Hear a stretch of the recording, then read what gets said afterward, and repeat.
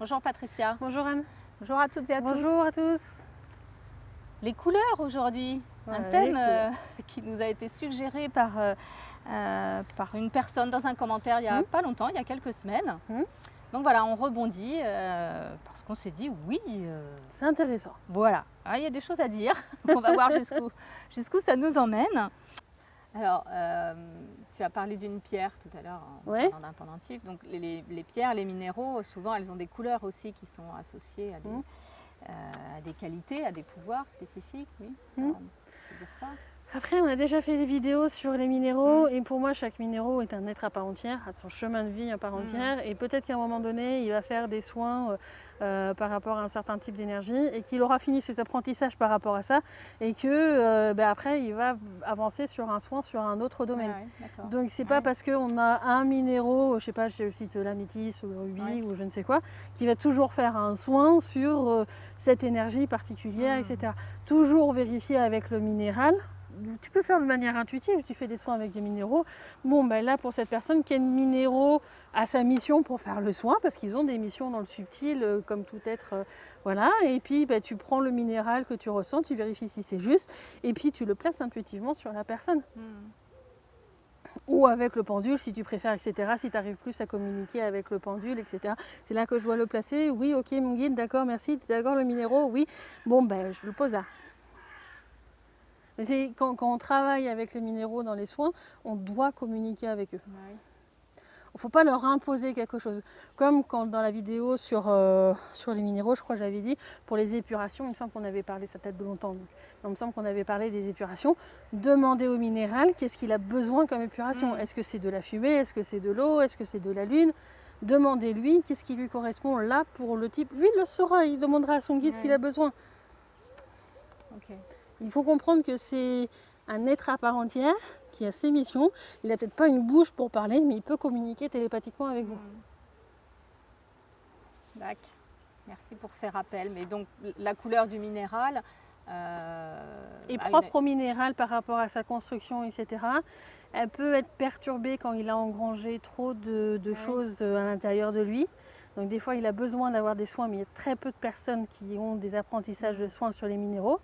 Moi, j'en ai, à ma connaissance, actuellement incarné sur Urantia, qui ont le premier niveau de soins des minéraux, j'en perçois 2,5. Il y en a une qui est en cours, mais il y en a 2 qui ont validé au moins le premier niveau. Donc moi compris. C'est quelque chose qui est très rare. Et d'ailleurs, souvent, quand il y en a qui me voient faire des soins aux minéraux, ils sont toujours étonnés de voir le faire parce que il peut être, en général, je le prends quand même dans la main, mais je peux le poser à un moment donné ou autre. Et puis, je vais te faire ça comme ça parce que je perçois vraiment les circuits énergétiques et autre chose. Et donc, du coup, je vais aller directement travailler en quantique comme je le fais sur n'importe quel être en fait. Parce que pour moi, c'est vraiment un être à part entière qui a ses propres circuits.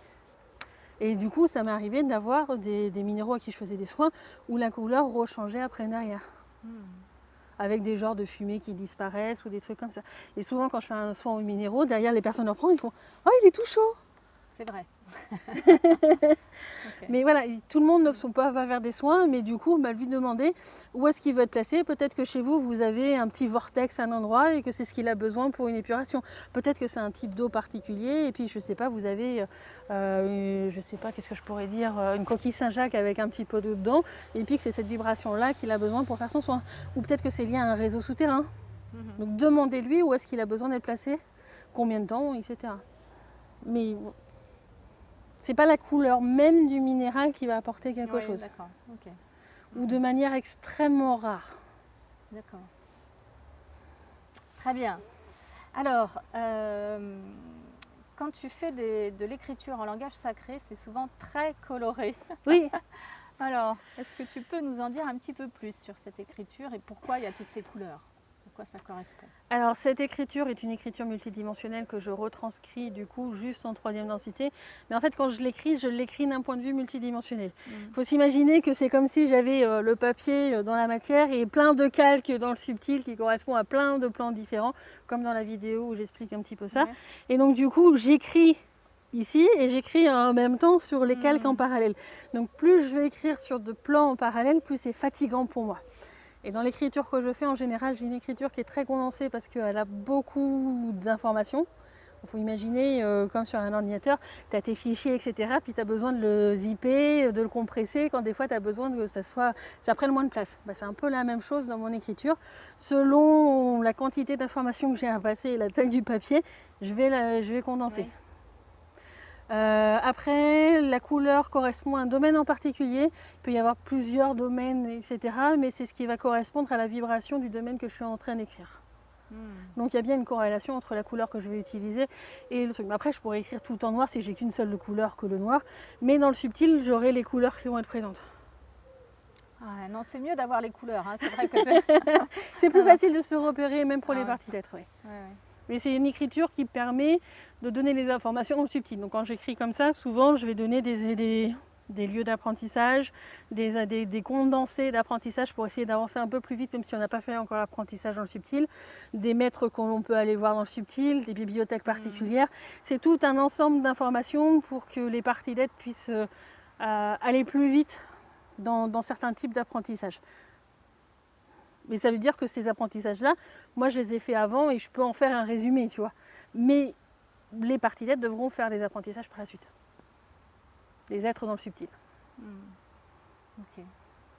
Bon, tu remettras le lien vers la vidéo. Si oui, vous ne l'avez aussi. pas vue, effectivement, vous regarderez. C'est intéressant de voir cette écriture très, très colorée. En général. Et un même symbole dans la matière ne veut pas forcément dire la même chose, puisque du coup, c'est l'ensemble des écritures sur tous les plans qui signifie quelque chose. Ok. Alors, on arrive vers la fin de mes questions. En tout cas, je ne sais pas si on a fait le tour de la question, justement, parce qu'il y a beaucoup de choses à dire. Mais moi, je me suis intéressée il y a quelques années à ce qu'on appelle la rayonnance sacrée, dans laquelle on décrit, alors c'est soit 7 rayons sacrés, soit 12, soit 13, même selon les approches. Et on les appelle aussi parfois flammes sacrées. Donc, elles sont... Oui. Vas-y, finis ta question. Bon, elles sont de couleurs différentes, apportent une énergie différente et puis elles sont associées donc à des maîtres ascensionnés et elles ont chacune une fonction, donc chacune un pouvoir. Alors celle qu'on connaît le plus, que peut-être certains d'entre vous, voilà, là, on a beaucoup utilisé. Enfin moi, c'est vrai qu'à une période de ma vie, voilà, j'utilisais la flamme violette du maître Saint-Germain qui permettrait de transmuter les énergies négatives en positives. Alors, je vais commencer déjà pour mettre au point quelque chose parce que là il y en a une qui est en train de me crier non dans le subtil. La flamme violette, elle existe, c'est pas ce maître Germain n'est pas son maître ni quoi que ce soit, c'est une flamme à part entière qui a ses missions et qui est dans le licite. Pour moi, et ça reste ma vérité, je sais qu'il y en a que ça sera pas ça, les flammes violettes dites de Saint-Germain sont pas licites. Pour moi, c'est des choses qui sont corrompues derrière. Et du coup, en général, je passe l'information à la flamme violette qui est licite, qui fait des demandes en justice licite derrière pour que certaines choses soient épurées parce que c'est pas elle directement et qu'il y a des choses, bon bref. C'est un peu compliqué, mais voilà. Je n'ai pas toutes les informations, mais quand j'en ai, je lui passe. Donc, si vous avez des informations, vous pouvez lui passer à la flamme violette licite. Voilà. Déjà, pareil avec maître ascensionné, à ma connaissance, très peu d'êtres ont un apprentissage de maître ascensionné dans le subtil et beaucoup de ceux qui se disent être maître ascensionné ne le sont pas forcément. Donc si vous voulez savoir si une personne a un certain niveau d'apprentissage, maître ascensionné c'est un apprentissage, c'est comme dire, je sais pas, j'ai eu mon CAP de cuisinier, je suis cuisinier, tu vois. C'est exactement la même chose. Un maître ascensionné, c'est quelqu'un qui a validé au moins le premier niveau de maître ascensionné. Donc si vous voulez savoir s'il est maître ascensionné, allez vérifier les apprentissages dans le subtil et allez vérifier s'il est maître ascensionné. Toujours aller à la source de l'information pour savoir où on est. C'est ça. Du coup, pour moi, des rayons sacrés, ça n'existe pas.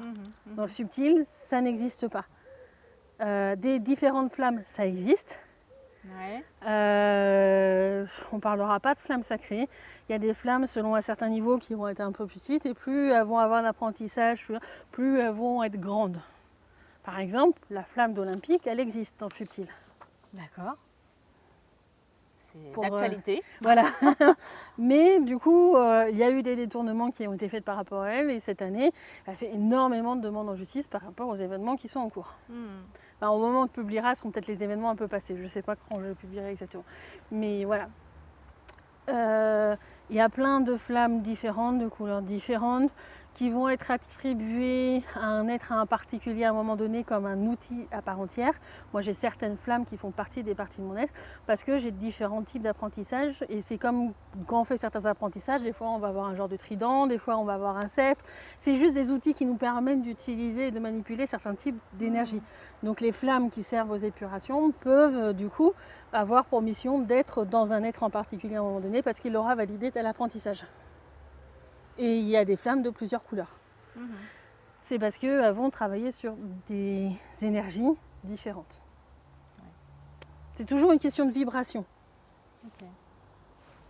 Donc il y a des flammes qui sont bleues, il y en a qui sont rouges, il y en a qui sont oranges, jaunes. Dans les couleurs un peu plus particulières, il y a la violette, oui. Ça j'ai dit je crois. Mais après tu peux avoir violet, pourpre, lilas, tu vois, tu peux avoir plusieurs gammes dans ces zones-là. T'en as des qui sont bleues aussi. Ouais. Donc elles ont toutes une fonction particulière. Oui, parce qu'elles vont travailler sur des énergies plus particulières. D'accord. Et elles ne sont pas associées à des maîtres ascensionnés. Non, pas directement. Tu peux être maître ascensionné et ne pas avoir de flammes, comme tu pourrais être maître ascensionné et avoir des flammes. Parce que dans l'apprentissage de maître ascensionné, il n'y a pas d'apprentissage par rapport aux épurations liées aux flammes. Et ça, c'est encore une fois, on peut aller vérifier cette information dans le subtil. Tu peux ne pas être maître ascensionné et demander, il y a quoi comme type d'apprentissage dans le truc de maître ascensionné? Et dans le maître ascensionné, par exemple, il y a le côté des respects des lois licites. Un maître ascensionné est obligé de respecter les lois licites. S'il ne les respecte pas, il se fera enlever le titre de maître ascensionné. Bon, peut-être qu'on reviendra sur ce thème-là, mais bon, en tout cas, merci. Oui, c'est vrai que bon, la rayonnance sacrée, ben oui, ça m'a parlé à un moment de ma vie. Oui, mais en soi, c'est des apprentissages aussi. Même que moi, j'ai eu des choses dans mon parcours qui étaient illicites et c'était à moi de trouver, en fin de compte, ce que je voulais garder, de ce que je ne voulais pas garder, etc. Même dans ce que je dis, vous n'êtes pas obligé de tout garder. C'est important d'avoir son propre discernement. Moi, ce que je vous dis, c'est essayer d'aller au plus près de la source de l'information et de vérifier l'apprentissage ou la loi ou autre chose auprès de vos guides licites. Essayez d'utiliser des termes les plus précis possibles. C'est pour ça que moi, je rajoute licite derrière pour essayer d'avoir une information qui est fiable. Voilà. Très bien. Bon, moi, j'arrive au bout de mes questions. Est-ce que toi, tu vois quelque chose à ajouter ? Non, je pense qu'on a fait beaucoup de choses par rapport aux couleurs. C'est surtout, quand vous voyez une couleur, n'essayez pas d'avoir une idée précise de tiens, c'est cette couleur, donc c'est ci ou ça ou machin chose. Vérifiez toujours à quoi elle correspond.